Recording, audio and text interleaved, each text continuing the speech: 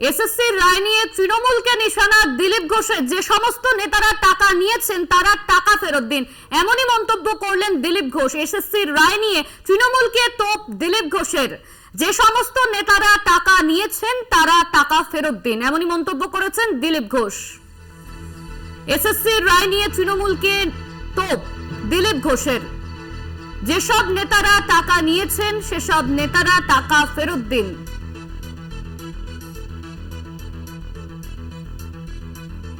SSC রায় নিয়ে তৃণমূলকে তোপ দিলীপ ঘোষের। যেসব নেতারা টাকা দিয়েছেন তারা টাকা ফেরত দিন।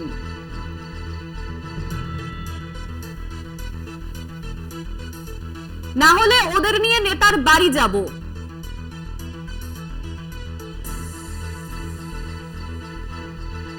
কলার ধরে বের করে চৌরাস্তায় দাঁড় করাবো, হুঙ্কার বর্ধমান দুর্গাপুরের বিজেপি প্রার্থীর।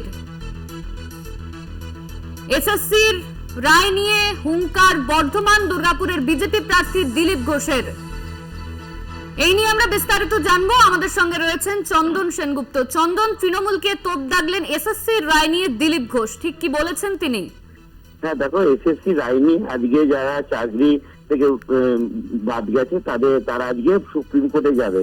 সেই নিয়ে ওনাকে প্রশ্ন করা হলে বলে যে আগে যে লোকগুলো চাকরি গেছে, যে নেতারা তাদের কাছ থেকে টাকা নিয়েছিলেন, সেই টাকাগুলো আগে ফেরত দিন। তা না হলে ওদেরকে সঙ্গে নিয়ে সেই নেতার বাড়ির সামনে যাব আমরা, অর্থাৎ বিজেপি, এবং গলা ধরে বাড়ি থেকে বার করে চৌরাস্তায় দাঁড় করাবো। যারা চাকরির টাকা দিয়েছেন, যারা চাকরি পাননি, তারা সামনে আসুন। বিজেপির কর্মীরা আপনাদের সঙ্গে থাকবে এবং এই টিএমসি চোরদের কাছ থেকে কড়াই গুন্ডায় সমাধান করবে, এমনই মন্তব্য করেন দুর্গাপুর বর্ধমান লোকসভা কেন্দ্রের প্রার্থী, বিজেপি প্রার্থী দিলীপ ঘোষ। অনন্যা, ধন্যবাদ তোমায় চন্দন। আমাদের সঙ্গে ছিলেন আমাদের প্রতিনিধি চন্দন সেনগুপ্ত।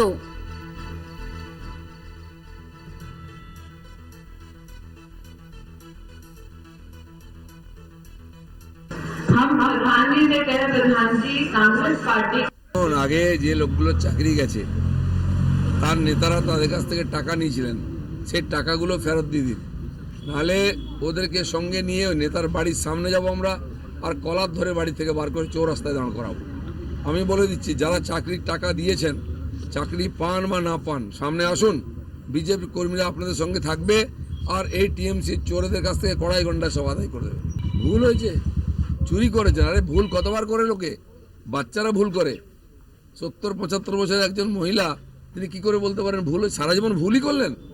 কোনো জীবনে ঠিক তো করুন একটা কিছু। তার পার্টির সবাই ভুল করছে, লক্ষ লক্ষ লোক কোটি কোটি টাকা রোজগার করেছে, ধরা পড়ে গেলে ভুল। একদিন দিব্যি খাচ্ছিলেন, চোখ দেখাচ্ছিলেন। ওই সুপ্রিম কোর্ট, হাইকোর্ট, নির্বাচন কমিশন, গভর্নর করতে করতে ভোট পার হয়ে যাবে। মানুষ ভোট দিয়ে ওদেরকে পার্মানেন্ট বিদায় করে দেবে। সংবাদ সারাদিন এখন এই পর্যন্তই। দেখতে থাকুন কলকাতা টিভি, রাত দিন 7 দিন।